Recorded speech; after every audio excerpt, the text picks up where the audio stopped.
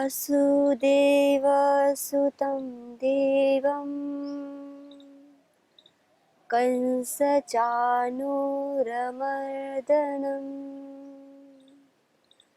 देवकी परमानन्दं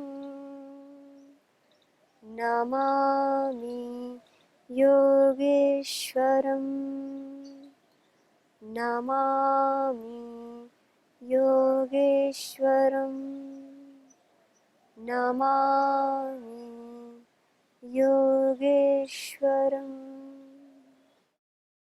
श्रीमद् भगवद गीता के गीता स्वाध्याय में आप सभी का स्वागत है। तो हम सभी स्वाध्याय कर रहे हैं श्रीमद् भगवद गीता के 12वें अध्याय भक्ति योग का। तो अभी तक हमने विचारा यह स्वाध्याय किया, योगेश्वर जी ने बताया साधक के चित्त को कैसे उस परम पिता परमात्मा में स्थिर किया जा सकता है, कैसे साधक अपने चित्त को परमेश्वर में समाहित कर सकता है। यह उपाय, यह एक विधि योगेश्वर जी बता रहे हैं। तो कल हमने देखा था कि योगेश्वर जी कहते हैं मय्येव मनाधत्स्व मयि बुद्धिं निवेशय निवसिष्यसि मय्येव अतः ऊर्ध्वं न संशयः। तो योगेश्वर जी साधक को उत्साह देने के लिए, इस मार्ग में प्रवृत्त होने के लिए विधि बता रहे हैं, उपाय बता रहे हैं कि देखो आप अपने चित्त को अगर सब कुछ करने में असमर्थ हो, जितने भी नियम बताए हैं, जितने भी शास्त्रों में, धर्मशास्त्रों में, वेदों में, उपनिषदों में इत्यादि में जो नियम बताए गए हैं कि ऐसा ऐसा करो, लेकिन आप वो भी नहीं कर पा रहे हो, तो योगेश्वर जी कहते हैं अंत में, हे अर्जुन ऐसा करो। फिर अंत में एक ही स्थिति बचती है। वह स्थिति क्या है कि जो आप अपने आप को बिल्कुल असमर्थ पाओ, तो फिर केवल उस परम पिता परमात्मा से यह विनती, यह प्रार्थना करो कि अपना हृदय, अपना मन, अपना चित्त, अपनी बुद्धि आप प्रत्येक क्षण उसमें ही रखो। संसार के सारे कर्तव्य कर्म कीजिए, लेकिन अपनी जो डोर है वो परम पिता परमात्मा से बांध के रखो। तो कहते हैं फिर तुम्हारा समाधान हो जाएगा। और यह केवल योगेश्वर जी अर्जुन का समाधान नहीं कर रहे हैं। हमने जब गीता स्वाध्याय प्रारंभ किया था तभी हमने विचारा था कि योगेश्वर जी परमपिता परमेश्वर का प्रतिनिधित्व कर रहे हैं और अर्जुन, प्रत्येक एक वह अर्जुन है जिसके मन में दुविधाएं हैं, जो दुखी है, जो शोक से युक्त है, जिसको यह नहीं पता क्या करना है क्या नहीं करना, अर्थात जो किम कर्तव्य विमूढ़ है। तो प्रत्येक जीवित, प्रत्येक व्यक्ति जिसको भी ऐसा लगता है कि कैसे करना है, कैसे चलना है, वह सब अर्जुन की स्थिति में है, क्योंकि उनको अभी पथ का पता ही नहीं है, किस पथ पर चलना है, कैसे चलना है। तो योगेश्वर जी प्रत्येक को, अर्जुन तो एक बहाना है, प्रत्येक मनुष्य को वह संदेश देना चाहते हैं कि कैसे एक व्यक्ति इस संसार में रहते हुए अपने संपूर्ण कर्तव्य कर्म को करते हुए कैसे वह एक ऋषियों की भांति, योगियों की भांति अपने जीवन को जी सकता है। यह कला, यह तरीका, यह स्किल हमको योगेश्वर जी इस श्रीमद् भगवद गीता के माध्यम से बता रहे हैं। तो अभी तक हमने ये विचार किया था, योगेश्वर जी ने बताया कि प्रत्येक तरीके से, प्रत्येक इच्छाओं से अपने मन बुद्धि को हटाकर एक काम कर दो, मेरे में लगा दो, और आप ये महसूस करोगे कि मेरे में ही निवास कर रहे हो। तो इतना हमने यह स्वाध्याय किया। तो आइए इसी स्वाध्याय को इस श्लोक पर और गहन विचार करते हैं। जैसा कि योगेश्वर जी बता रहे हैं, ऐसे ही गोस्वामी जी बताते हैं कि जो ये भगवान की भक्ति है ना, ये एक अनंत रस से भरी हुई है। ये एक ऐसा रस है जो कभी अंतता को, अर्थात जो कभी खंडित नहीं होता है, जो कभी समाप्त नहीं होता है, संपूर्ण एक लबालब रस से भरा हुआ है। ये भक्ति ऐसी है। इस भक्ति में जो गोता लगाते हैं वही इसका अनुभव कर सकते हैं। कि जैसे कोई बोले कि नीम कड़वा होता है, नीम कड़वा होता है, पढ़ तो लिया, लेकिन किसी ने आज तक चख के नहीं देखा कि नीम कड़वा भी होता है। जब वो अपने जीभ पे रखेगा तब पता चलेगा हाँ भाई नीम कड़वा होता है। तो ऐसे ही देखो जितने भी साधक की अनुभूतियाँ होती हैं, वो हम जब तक ये ऐसा मार्ग है, हम स्वयं चलेंगे नहीं, उसकी अनुभूति नहीं करेंगे, तब तक हमको ऐसा लगेगा कि ये सिर्फ शास्त्रों में लिखा हुआ है, या फिर इसको कोई बहुत बड़े जो योगी जन होते हैं वो ही करते हैं। जो साधक, जो साधारण जो मनुष्य होते हैं, अपने परिवार को चला रहे होते हैं, उनके लिए ये सभी बातें नहीं है। तो योगेश्वर जी कहते हैं नहीं, ये प्रत्येक मनुष्य के जीवन को किस प्रकार से वह कर्मयोगी बन सके। कर्मयोगी का अर्थ क्या होता है कि अपने संपूर्ण कर्म को परम पिता परमात्मा को सौंपते हुए, अपने कर्तव्य कर्म को करते हुए, अपने मन की कनेक्टिविटी परमात्मा के साथ जोड़ते हुए और एक प्रसन्नता आनंद के साथ कैसे जीवन जिया जाता है, इसकी शिक्षा हमें स्वयं योगेश्वर जी अपने जीवन से देते हैं। हम योगेश्वर जी के जीवन को देखते हैं तो वास्तव में इतने बड़े महापुरुष होते हुए भी उन्होंने एक ऐसा किरदार निभाया जो हम सभी के लिए आदर्श है, जो हम सभी के लिए अनुचरणीय है। तो ऐसे ही प्रत्येक जीव के जो उसका हृदय है, उसके मन है, उनकी भावनाओं को भक्ति में बनाने के लिए इस अध्याय में भक्ति का ही महिमा मंडित किया गया है कि भक्ति का कितना बड़ा महत्व है साधक के जीवन में। अगर भक्ति नहीं है तो कुछ भी नहीं है। तो इसी को गोस्वामी जी भी कहते हैं बालकांड में कि वह परमपिता परमात्मा की भक्ति देखो कैसी है। राम भक्ति जसुर सरि धारा, सरसई ब्रह्म विचार प्रसारा। तो गोस्वामी जी कहते हैं कि राम की भक्ति गंगा जी की धारा है जो निरंतर जैसे बहती रहती है, ऐसे है। और निरंतर जैसे हमने गत एपिसोड में देखा था कि एक साधक की स्थिति की हमने तुलना कैसे की थी, कि एक साधक का चित्त की तुलना कैसे की थी, एक माँ के जैसे। जैसे एक माँ का ध्यान अपने संपूर्ण कर्तव्य कर्म को करते हुए बच्चे की ओर रहता है, तो ऐसे ही जब उस साधक का ध्यान संपूर्ण कर्तव्य कर्म को करते हुए ब्रह्म में ही वह रहता है, उसका ही बन के रहता है, तो कहता है वही जो निरंतर उसके हृदय में जो उठ रही भावना है वह सरस्वती है। तो गोस्वामी जी आगे बहुत ही अच्छा बालकांड में ही रामचरितमानस में गोस्वामी तुलसीदास जी बहुत अच्छा इस भक्ति का वर्णन करते हैं, बड़ा ही सरसमय है। तो देखिए इसकी एक उपमा दी गई है, कैसे उपमा दी गई है आइए देखते हैं। तो कहते हैं गोस्वामी जी, भगति निरूपण विविध विधाना, क्षमा दया दमलता विधाना। तो कहते हैं भगति निरूपण विविध विधाना, कि इस भक्ति का जो निरूपण है, अर्थात प्रत्येक शास्त्रों में गोस्वामी जी में जैसे करते हैं या फिर अन्य शास्त्रों में भक्ति की महिमा को महिमा मंडित किया गया है। तो अलग अलग रूप में बताया गया है, कैसे भी साधारण से साधारण तरीके से कैसे एक मनुष्य को बताया जाए कि भक्ति की कितनी बड़ी महिमा है। क्योंकि देखो सज्जनों, जब तक हम किसी चीज या वस्तु, किसी विचार की महिमा को नहीं जानते ना, तब तक हमारा चित्त उसमें प्रवृत्त नहीं होता है, यह स्वाभाविक स्थिति है। जब तक हमें उसका लाभ ना पता हो, उसकी महिमा ना पता हो, तो वो मनुष्य से प्रवृत्त नहीं होता है। तो इसीलिए बहुत महिमा मंडित करते हुए कहते हैं, भक्ति की महिमा को बताते हैं। तो कहते हैं भक्ति निरूपण विविध विधाना, क्षमा दयादम लता विधाना। तो कहते हैं कि जो ये कैसी है ये भक्ति, जैसे एक लता बेल होती है, उसके जो मंडप होते हैं वो क्या होते हैं, क्षमा दया दम। आगे बताते हैं उसके फल फूल और उसका रस क्या होता है। तो आगे कहते हैं गोस्वामी जी, समजम नियम फल फूल ज्ञाना, हरिपद रति रस वेद वखाना।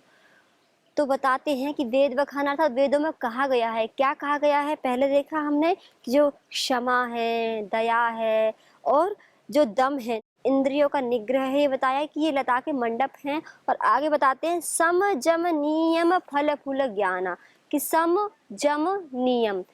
सम जम नियम का अर्थ होता है कि मन का निग्रह। यम, यम अर्थात जैसा कि महर्षि पतंजलि ने बताया है, किसी भी साधक को अगर आगे यात्रा में बढ़ना है तो उसके जीवन में यम नियम का बहुत बड़ा महत्व है। अगर हम किसी भी साधक से पूछते हैं, किसी भी धार्मिक ग्रंथ का स्वाध्याय करते हैं, तो सब में इसी का बखान किया गया है कि यम और नियम मनुष्य के लिए अत्यंत आवश्यक है। तो यम होता है, इसको बहुत अच्छे प्रकार से महर्षि पतंजलि जी बताते हैं कि यम क्या होता है। अर्थात कहते हैं यम नियम आसन प्राणायाम प्रत्याहार धारणा ध्यान समाधयो अष्टांगानी, कि ये योग के 8 अंग बताते हैं कि 8 भाग होते हैं, उनमें से एक यम है। और यम को भी फिर खोलते हैं कि यम में क्या क्या आता है। देखिए, यम में आता है अहिंसा, सत्य, अस्तेय, ब्रह्मचर्य और अपरिग्रह। अगर कोई भी साधक या कोई भी मनुष्य अगर वह इस अंतःकरण की यात्रा में आगे बढ़ना चाहता है तो उसके लिए महर्षि जी कहते हैं कि ये बहुत बड़े महाव्रत हैं, कि जब तक वह इस महाव्रतों का पालन नहीं करेगा तो फिर उसको वह अपनी यात्रा में आगे नहीं बढ़ सकता है। ये बहुत बड़े यम बताए, अर्थात बहुत बड़े महाव्रतों में एक व्रत बताए गए हैं। तो एक तो बोलते हैं गोस्वामी जी यम। यम का अर्थ क्या होता है? अहिंसा, सत्य, अस्तेय, ब्रह्मचर्य और परिग्रह। तो आइए अब इन्हीं बिंदुओं पर हम विचार करते हैं कि अहिंसा क्या होती है। इसको बहुत अच्छे रूप से बताया गया है कि अहिंसा का क्या स्वरूप है और ये जो अहिंसा है, यम नियम है, इनका क्या स्वरूप है। और फिर आगे बताते हैं नियम, यम और नियम, ये सारे जो योग के 8 अंग हैं। योग का क्या अर्थ होता है कि उस परम पिता परमात्मा से मिलना। तो आप जब तक आप इन नियमों का पालन नहीं करेंगे, देखो जब तक जीवन में अहिंसक अर्थात किसी भी प्राणी के विषय में हिंसक हमारे मन में विचार भी ना आए। एक तो होता है कि हम देखते हैं कि मनुष्य हिंसक होता है कि किसी की मार धाड़ करना, और अहिंसक होता है कि उसके बिल्कुल विपरीत भावना, कि किसी की अहित की चाहना ही ना हो, मारने की दूर तो अलग बात, सबके प्रति एक भाव, ब्रह्म भाव। और फिर कहते हैं अहिंसा पे सत्य, कि पूर्ण रूप से सत्य में प्रतिष्ठित हो साधक, और अस्तेय अर्थात उसके विचारों में भी चोरी का भाव न आए किसी के प्रति भी। और फिर कहते हैं ब्रह्मचर्य अर्थात पूर्ण अपनी इंद्रियों पर निग्रह, पूर्ण ब्रह्मचर्य का पालन। और फिर उसके बाद कहते हैं अपरिग्रह। अपरिग्रह का अर्थ होता है कि जितनी आपको आवश्यकता है उतने आप अपने पास वस्तु रखें। जैसे मान लो अगर आपका 10 जोड़ी कपड़े से काम चल जाता है इस साल में, तो उतना ही रखें। क्यों? आजकल जो संसार में एक दिखावटीपन चल चुका है कि इतने अनंत कपड़े हो जाते हैं, इतने अनंत जो पहनने के होते हैं, जूता चप्पल अपने घर में रख लेते हैं कि जिसका कोई मोल ही नहीं है, मतलब इतने अत्यधिक मात्रा में। तो इसको महर्षि पतंजलि जी कहते हैं कि ये आता है परिग्रह के अंदर, कि अगर साधक बनना है ना तो जितना आपका जीवन चल जाता है, जिससे आपका जीवन अच्छे प्रकार से चल सकता है, उतना रखिए और उतना ही। और अपरिग्रह तो बहुत बड़ा विस्तार है कि जैसे एक साधक के लिए चित्त की भी बात आती है कि उसको अपने मन में भी अपरिग्रह करना है। अपरिग्रह अर्थात कि क्या सोचना है, क्या नहीं सोचना है, कैसे विचार करना है, किस बात को कैसे रखना है। अर्थात हम जैसे मान लो किसी ने कुछ बोल दिया, हम उस बात को अपने मन में बिठा कर रख लेते हैं, तो ये क्या हो गया? एक तरह से परिग्रह हो गया कि जो हमें जिस वस्तु को हमें इतना महत्व देना ही नहीं था, उस बात को घर परिवार में अक्सर ऐसा होता है। और जो हमें हमारे जीवन को उत्कर्ष और उत्कृष्ट बनाने के लिए कुछ बिंदु होते हैं, हमने शास्त्र सुना या किसी बड़े महापुरुष से सुना या शास्त्र से सुना या वेदों में सुना, और हमारा मन देखो होता कैसा है, उसकी ओर ध्यान नहीं जाता है। उसको शायद हम सुना भी होगा तो उसको अनसुना कर देते हैं, अर्थात हम भूल जाते हैं। तो देखो ये महर्षि जी बता दे हैं कि ये देखो ये है परिग्रह, कि हमको अच्छे विचारों को अपने अंतःकरण में आधान करना था, उनको हमें इकट्ठा करके रखना था, कि जो हमारी वास्तविक संपत्ति है उसको तो रखना था। लेकिन मनुष्य करता क्या है, अक्सर सामान्यतः जो मनुष्य की चेतना होती है, अगर थोड़ा सजग नहीं होता है जीवन के प्रति, तो होता क्या है, राग द्वेष काम क्रोध, आपस में लड़ाई झगड़े, जो किसी ने एक दूसरे से कुछ बोल दिया उसी को लेकर, उस बोझे को लेकर जिंदगी भर ढोकर चलते रहते हैं, उसको कहते हैं परिग्रह। और जब वो उसके बिल्कुल विपरीत करता है कि इन सब को ध्यान नहीं देता है, जब उसको ये पता होता है कि देखो ये जो मनुष्य जीवन मिला है ये ऐसे ही नहीं मिला, ये बहुत अनंत हमने कोई पुण्य कर्म किए होंगे तब ये मनुष्य जीवन मिला है। अगर हम इसको ऐसे ही लड़ाई झगड़े या फिर राग द्वेष काम क्रोध में गवा देंगे, तो फिर जो हमारा एक अंततः उद्देश्य है उस उद्देश्य से हम भटक जाएंगे। जो साधक को ये ज्ञान होता है तो फिर वह इन जो परिग्रह इन जो न हम जिनका हमारे जीवन में कोई मूल्य ही नहीं है, उन बातों को अपने अंतःकरण में वो स्थान नहीं देता है। तो ऐसे ही मनुष्य होता है, उसको कुछ परिग्रह करना चाहिए, अच्छी अच्छी बातों का उसको पे सजो कर रखना चाहिए अपने हृदय रूपी गुफा में। लेकिन होता क्या, उल्टा होता है हमारे साथ। क्योंकि देखो, मनुष्य को ऊपर उठने के लिए थोड़ा प्रयत्न करना पड़ता है, थोड़ा क्या प्रयत्न ही करना पड़ता है। लेकिन अगर आपको नीचे गिरना है तो आपको कोई प्रयत्न नहीं करना पड़ता। आप अपने जो ऋषियों ने, जो हमारे वेदों में जो मनुष्य के लिए, जो जीवन जीने के लिए जो धर्म से युक्त जो नियम बताए गए हैं, अगर हम पर नहीं चलेंगे तो स्वतः ही हम नीचे आ जाएंगे। हम मनुष्य शरीर में रहते हुए भी हम मनुष्य चेतना से नीचे गिर जाते हैं। तो महर्षि पतंजलि कहते हैं, तो अपरिग्रह अर्थात एक तो होता है बाह्य रूप से अधिक वस्तु इकट्ठा करना, जितना आवश्यक है उतना रखना, और एक है मन के विचारों के लिए बताया जाता है कि मन में किन किन विचारों को स्थान देना है, किन को नहीं देना है, ये है अपरिग्रह। तो ये जो गोस्वामी जी बता रहे हैं यम, हम यम को देखा हमने, अहिंसा, सत्य, अस्तेय, ब्रह्मचर्य और अपरिग्रह, ये 5 होते हैं यम। तो आइए जैसे कि आगे बताते हैं गोस्वामी जी, यम नियम। अब नियम क्या होते हैं, तो नियम का बहुत अच्छी व्याख्या की है, शौच संतोष तप स्वाध्याय ईश्वर प्रणिधानानि नियमः। तो महर्षि पतंजलि जी योग दर्शन में बताते हैं कि शौच अर्थात शुद्धता, शुद्धता बहुत बड़ा मुख्य बिंदु है। शुद्धता अपने जहाँ स्थान पर रहते हो उस स्थान की शुद्धता, जो आप वस्त्र पहनते हो उसकी शुद्धता, और जो आपको इतना अनमोल शरीर मिला हुआ है उसकी शुद्धता, और इसके साथ साथ ये तो होगी बाह्य रूप से शुद्धता, और एक स्वच्छता होती है आपके अंतःकरण की शुद्धता, कि आपका अंतःकरण राग द्वेष काम क्रोध से बिल्कुल ही दूर है। तो जब ऐसा हो जाता है तो उसको कहते हैं शुद्धता। तो ये नियम में से प्रथम नियम है शौच अर्थात शुद्धता, और दूसरा है संतोष। संतोष की बहुत बड़ी अच्छी परिभाषा करते हैं महर्षिगण कि मनुष्य को संतोष कब होना चाहिए। तो बताते हैं कि जब मनुष्य किसी भी क्षेत्र में, या विद्यार्थी हो या किसी भी क्षेत्र में जो कोई भी कुछ भी कार्य कर रहा हो, जब उस क्षेत्र में वो पूर्ण, जिसको बोलते हैं पूर्ण पुरुषार्थ करने के बाद जो उसको फल मिले, तो उसमें संतोष करना। ऐसा ना हो कि स्टूडेंट ने पढ़ाई तो की नहीं और अच्छे नंबर भी नहीं आए और संतुष्ट होकर बैठ जाए, कोई नहीं, जितना नंबर आए ठीक है, उत्तीर्ण हुआ ठीक है, और उत्तीर्ण हुआ ठीक है, ये संतोष की नहीं है। इसलिए श्रीगण कहते हैं कि संतोष का अर्थ है कि पूर्ण पुरुषार्थ के बाद अगर जो उसका रिजल्ट परिणाम आता है, तब अपने मन में कोई गिलानी नहीं होती है। उसको पता है कि देखो जितना मेरा सामर्थ्य था, जितनी मेरी ऊर्जा थी, उसको मैंने पूरा झोंक दिया किसी भी कार्य में। आपको फैक्ट्री कर रहे हो, कोई अपना कोई नया बिजनेस चला रहे हो, उसके बाद जो फिर परिणाम मिलता है तो उसके बाद हमें संतोष की भावना होनी चाहिए पूर्ण पुरुषार्थ के बाद। तो उसके बाद आता है शौच संतोष तप। तप एक बहुत बड़ा बिंदु है। या कोई साधक हो या फिर साधारण व्यक्ति हो सांसारिक, उसको भी तप करना पड़ता है। प्रत्येक व्यक्ति का जीवन तप बिना नहीं चल सकता। तो महर्षि पतंजलि जी इसमें बहुत अच्छी व्याख्या करते हैं इस तप शब्द की। तो उसमें एक वाक्य बोलते हैं, न अतपस्विनः योगः सिद्ध्यति।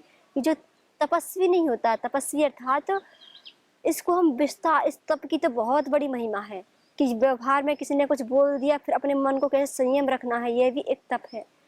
हम संसार में जी रहे हैं, वहाँ हमें अलग अलग लोगों से अलग अलग व्यवहार करना होता है।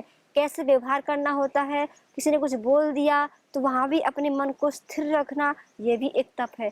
तप के अलग अलग, सबके लिए अलग अलग तप हो सकता है। एक साधु सन्यासी के लिए तप अलग होता है, एक स्टूडेंट के लिए तप अलग होता है, जो एक गृहस्थी है उसके लिए तप अलग होता है। सबके लिए तप की अलग अलग तरीके हैं, लेकिन तप सभी को करना पड़ता है। इसलिए तो कहते हैं महर्षि पतंजलि कि न अतपस्विनः योग सिद्ध्यति।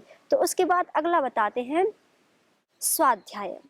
स्वाध्याय अर्थात क्या होता है? स्वाध्याय की बहुत बड़ी महिमा है। ऐसे कहते हैं ऋषिगण, धार्मिक ग्रंथ भी, कि व्यक्ति को कम से कम 5 मिनट 10 मिनट कम से कम कुछ ऐसी पुस्तकों का, धार्मिक ग्रंथों का स्वाध्याय करना चाहिए। कम से कम अगर समय नहीं मिलता है कि जो उसकी चेतना को ऊपर ले जाने वाले हों, जिससे आप उसको पढ़ के आप अपने जो अपना स्वभाव है उसमें आप रह सकें। तो स्वाध्याय के बहुत भिन्न भिन्न प्रकार हैं। अर्थात स्वाध्याय हो, एक ये भी हो सकता है कि हम बाह्य रूप से अच्छी अच्छी पुस्तकों का स्वाध्याय करें जो हमारे चेतना को ऊपर ले जाने वाली हो। ये तो बहुत बड़ा बताते हैं कि ये स्वाध्याय अगर आप नियम कर लो 5 मिनट ही करना है, तो ये भी आपके जीवन को बहुत महान बना देता है। और स्वाध्याय और एक ये भी होता है, और एक अपने अंतःकरण को कभी शांत होकर, कभी अपने जीवन में ये भी देखना, कभी शांत होकर बैठ जाओ और अपने जीवन को देखो कि मैं कहाँ चल रहा हूँ, मेरा व्यवहार कैसा है। अर्थात स्वस्य स्वाध्यायः, अपना अन्वेषण करना, अपने अंदर ही खोजना, अपने जीवन के बारे में विचार करना, तो ये भी एक बहुत बड़ा स्वाध्याय है। और इसके किए बिना कोई साधक जब तक अपना स्वाध्याय चिंतन मनन नहीं करता है, आगे उसकी यात्रा नहीं चल सकती है। जब तक उसको अपनी त्रुटियां गलतियां नहीं दिखाई देंगी तो कैसे वो आगे बढ़ेगा। तो स्वाध्याय, अच्छी अच्छी पुस्तकों का स्वाध्याय करना, वेद शास्त्र उपनिषद गीता इत्यादि शास्त्रों का स्वाध्याय करना। तो आगे ही बताते हैं, और जो क्योंकि नियम के अंतर्गत शौच, संतोष, तप, स्वाध्याय, और इसके पश्चात आता है ईश्वर प्रणिधान। तो महर्षि पतंजलि जी कहते हैं कि ईश्वर प्रणिधान का अर्थ बताते हैं कि सर्व क्रियाणाम परगुरौ अर्पणम। जब इस ईश्वर प्रणिधान की जब व्याख्या करते हैं, उसमें एक यह वाक्य आता है कि सर्व क्रियाणाम ईश्वर परम गुरु अर्पणम। अर्थात जो गुरुओं का भी गुरु है, जो परम पिता परमेश्वर है, उसको अपनी समस्त क्रियाओं को सौंप देना। तो महर्षि पतंजलि ने जो जिन यम नियम की व्याख्या की है योग दर्शन में, उन्हीं को बता रहे हैं गोस्वामी जी भी, कि क्या समजम नियम फल फूल ज्ञाना हरि पद रति रस वेद वखाना। कहते कि ये मैं नहीं कह रहा हूँ, ये वेद कहते हैं। क्या कहते हैं कि समजम नियम, हम इसी का देख रहे हैं कि क्या नियम, यम और नियम, इसको हमने देखा यम और नियम क्या होता है, विस्तार पूर्वक नहीं, थोड़ा थोड़ा जान लिया, परिचय करा दिया। आगे बोलते हैं कि ये है क्या है, ये उस लता के फूल हैं। क्योंकि यहाँ पे जो गोस्वामी तुलसीदास जी हैं, वो लता की उपमा, एक भक्ति की उपमा लता से दे रहे हैं कि कैसी होती है भक्ति। फिर आगे कहते हैं कि हरिपद रति रस वेद वखाना। फिर इतना बताया कि वो उसके फूल है, और कहते हैं ज्ञान क्या है, ज्ञान है फल। जब किसी व्यक्ति को ज्ञान होता है, उसको जब ज्ञान, एक होता है पुस्तकों का और एक होता है जब उसको अपने जीवन का ज्ञान होता है, उससे उस सृष्टि के बारे में पता चलता है, ईश्वर के बारे में पता चलता है, तो कहते हैं वह है फल। और फिर कहते हैं श्री हरि के चरणों में परम प्रीति, परम समर्पण, श्रद्धा, भक्ति होना, तो कहते हैं यह है उस ज्ञान रूपी फल का रस।